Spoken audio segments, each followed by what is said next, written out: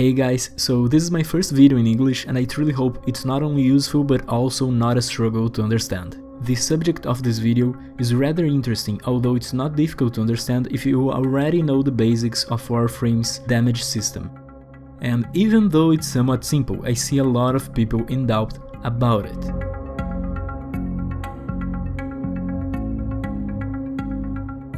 After talking about both, we'll be able to compare them and then get to the exceptions.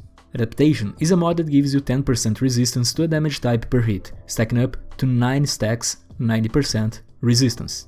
But this, if you notice exactly what the description says, it's not 90% resistance to damage, it's 9% resistance to a damage type, the biggest damage type your enemy has on his weapon.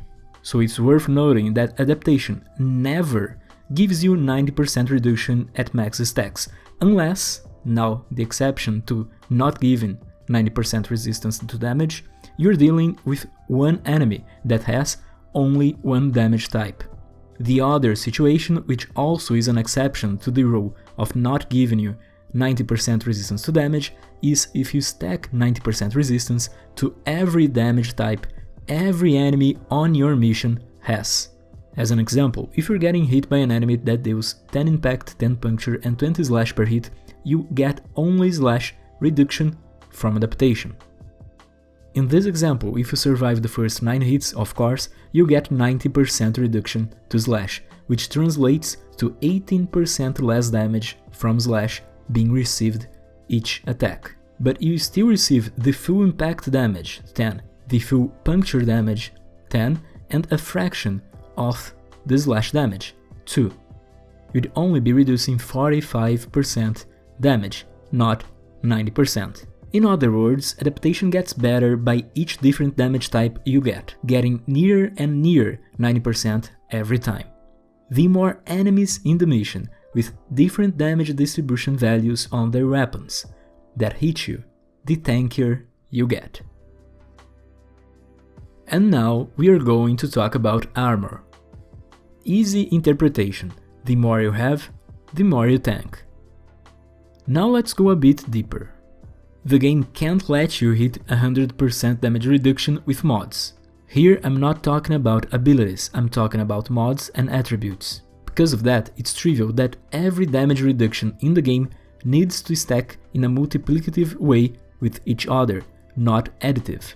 But not only that, the amount of damage reduction given by Armour needs to grow in a logarithmic way.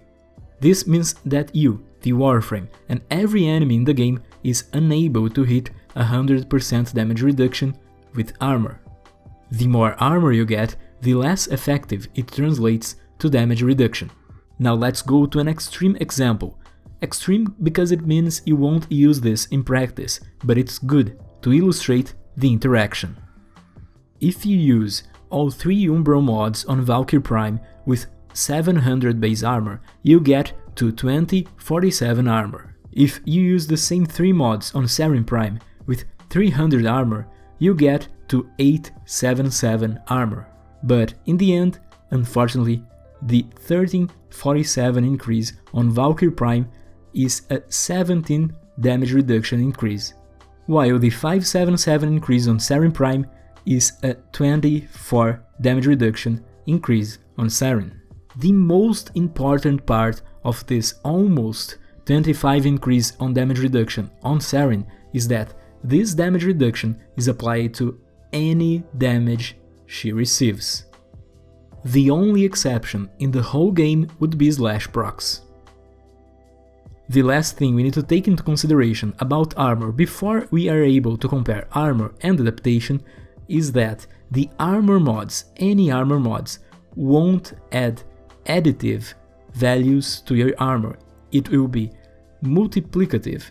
It will be based on your base armor. It means that as the damage reduction doesn't scale well enough when you have a lot of armor, the armor itself won't scale enough when the Warframe has really low armor values. As Adaptation works exactly the same in every Warframe in the game, and armor is the only thing that changes how it works, the last statement is what we can use to judge where should we use Armour or where should we use Adaptation.